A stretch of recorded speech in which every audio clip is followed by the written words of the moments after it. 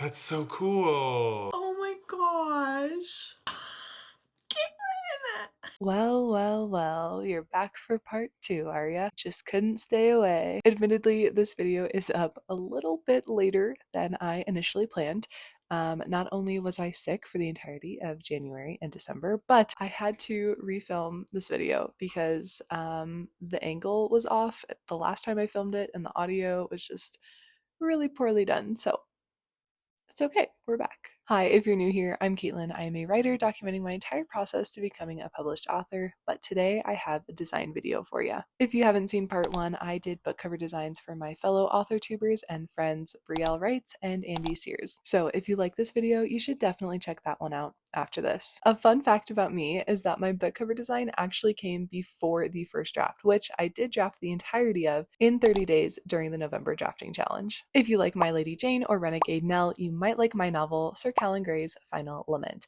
It's a soft fantasy that follows a disgraced medieval knight and the time-traveling journalist who is trying to uncover the truth behind his exiling. I'm a graphic designer, and in an attempt to break into the author space, I started designing book covers for books that did not exist. I randomly generated genres, an audience, and just some thematic elements that I thought might be included in a design brief. If you want to know the whole story, you can definitely check out part 1, but all you really need to know is that my book was essentially born because of a design challenge, which also prompted me to start my YouTube channel, and I think that's pretty cool. Back in October of last year, I reached out to some fellow AuthorTubers who you probably already know: Brielle Writes, Ande Sears, Cody the writer, and Natalie Jane Shields, and they all agreed to be my test subjects for this video. And before we get into the designing portion, I do want to say that you should stay tuned because at the end of this, we are going to be picking and revealing the winner of my very first book cover design contest. Without further ado, let's get designing. Something really fun happened when I was FaceTiming Cody about this design brief, which if you're coming from his channel, you've probably already seen. But during our FaceTime call, not only did he shamelessly share all of the spoilers,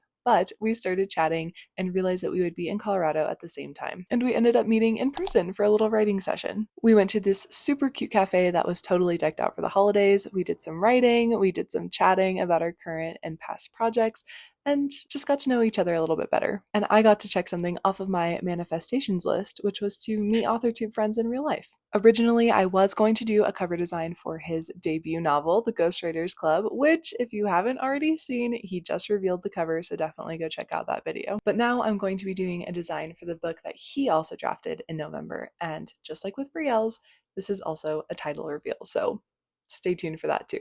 I've got Cody's design brief pulled up right here, and something really fun that didn't happen in the first video is that Cody had a clear vision for what he wanted, unlike Brielle and Ande, who demanded that I had creative freedom, which is quite a change. Cody and I did discuss a few different directions that we could go, and I really liked a particular idea, except when I was trying to execute it, it just didn't feel like it was really fitting the theme as well as I think this one did, so I'm glad that I did decide to pivot and move in a different direction. Some bits that stuck out immediately from the brief was the genre. This is of course a paranormal thriller with a few horror elements in it, and the overall theme hopefully reflects that. Cody knew exactly what he's looking for and suggested that I include an array of elements. I'm imagining the title painted on a bedroom wall in blood red.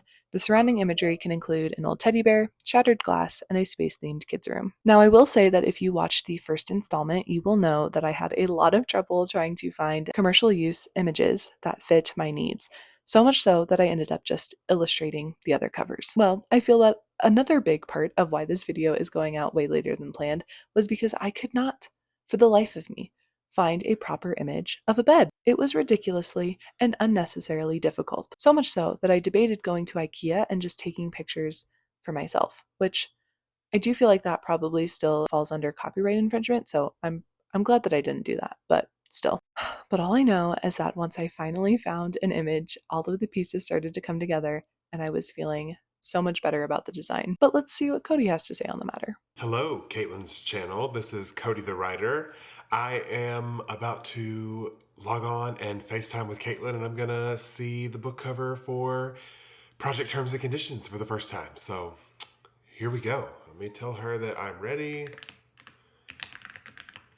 Hello. I'm excited. This book, it was like a blur for me because I wrote it so quickly in November. Like I haven't even looked at it since I wrote it. So this is like really just exciting to see like I don't know. It's like reliving all the fun I had in November. That's so cool. I love it's almost like a retro scary movie kind of font for the Bring Him Home. That's so fun. Some of the stuff that I forgot I put in the brief. I was like, oh yeah, like the glass is there, the room is there, the teddy bear. That's awesome. Thank you. I will say that this design revealed a lot of things about me as a designer. And while I am still really proud of it, I don't think that my niche is going to fall in the horror, thriller, psych genre bucket. That being said, something I think that I did do very well was connecting all of the pieces. We have the teddy bear, which is, a really crucial part of the story. We have some broken glass, as well as the broken glass shadow on the bed, obviously the hand. And I also really liked the way that I rendered the title. If I were to redesign this cover, I would probably hope that I could find a better image of a bed, or maybe risk taking my own photos. All in all, this was another really fun design experiment, and Cody, thank you for being a part of it, and I do hope that we get to see each other again soon. Now, I do think we are going to get emotional whiplash from this next one, because arguably Natalie's cover is going to be on the opposite side of the spectrum from Cody's. If you are here from Natalie's channel, you will probably know that she typically writes historical romance, which a big props to you, Natalie, because just the idea of having to do actual real life research it's really scary to me. It definitely gives me nightmares, and I think that I'm going to stay in my fantasy world where everything is made up and nothing really matters. But I was super excited to get this design brief because Natalie was requesting an illustrated cover. And I will say after this, I do feel like I might have found my niche. The project that Natalie chose is called Wild Ivy, and the comp line for this had me sat. It's me before you meets the love hypothesis. Like, Natalie, if you need a beta reader, just tell me. I have Natalie's design brief pulled up here, and honestly, she did such an amazing and thorough job that I really hope all of my clients do this in the future. Right away, she was looking for lots of nature imagery, wild bees or honey, lots of greens because nature imagery is really big in the book. She also gave me a few inspirational covers to work with, but she said she really loved the framed in style that Duchess material and Match Me If You Can had, and would have loved to see something similarly incorporated. She did give me lots of character description, which was super helpful considering that the characters are a main focal point. I was super excited to work on this project, and I definitely had it done within a few days, and I think it's safe to say that Natalie also enjoyed it. I'm like so nervous. Okay, I have no reason to be nervous, but I'm nervous. Oh my gosh. Caitlin! Oh, little Ivy is so cute. Oh, this is so good. Thank you. I'm just like, I have no words. She's so cute with her little freckles. And she's so sassy. It's perfect. It's just perfect. I love it. Also, seeing my name on a book is just like, it's like so weird. I love it. There are a lot of things that I love about this cover, specifically the characters. I thought I was going to have a lot of trouble with bringing them to life, but I definitely think that they sort of came to life on their own. I love how the ivy just frames them in, and how the title also plays with the ivy. I feel like sometimes we lose a bit of that connection with a title because most designers are just putting the text on top, which is totally fine, but if you're not adding any texture, it sort of feels like we're losing the seamless transition, if that makes sense. I do also love the minor details that I was able to add. For instance, the honeybee buttons on his vest, as well as in the background, there is a painting inspired by one of the paintings that Natalie actually included in the design brief. And though it is covered now, because I did size up the characters, I know it's there. And that just makes me feel good. If I were to do this cover again, I would probably do all of the ivy first and then add in the title afterwards. That way, if I have to resize the title, I don't have to redo all of the leaves. Otherwise, I am super proud of this design, and if you want to see the full time lapse, I'll include a link to the blog post that it's featured in on my author website, down in the description below. Hi, editing me here. How you doing? I will tell you what, I am not doing great. This video is giving me such a run for my money.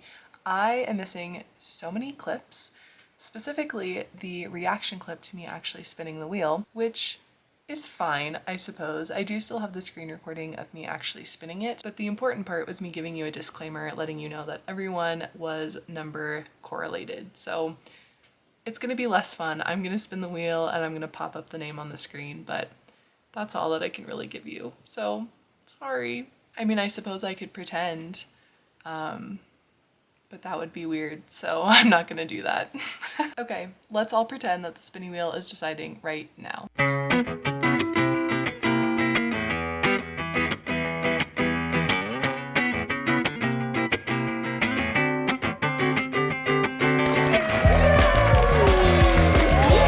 A big congratulations to Salina. I cannot wait to bring your dream cover to life. If you had fun hanging out with me today, please consider liking and subscribing. And if you want to be the first to see that future design video, definitely turn on post notifications. I also try to do fun things over here in my little corner of the internet. My design books are open for 2025, so if you want a book cover design for yourself to print out for a personal copy, or to sort of set an accountability deadline, the link to hire me on Contra will be in the description below. I specialize in book cover design for indie authors, and I only charge a one-time flat rate fee just because I don't think that you should sacrifice on a beautiful cover for affordability. If you're not ready for a book cover but still want to feel my dream, you can definitely buy me a virtual coffee over on my Ko-fi page. And with that, I will see you all in the next one. Happy writing.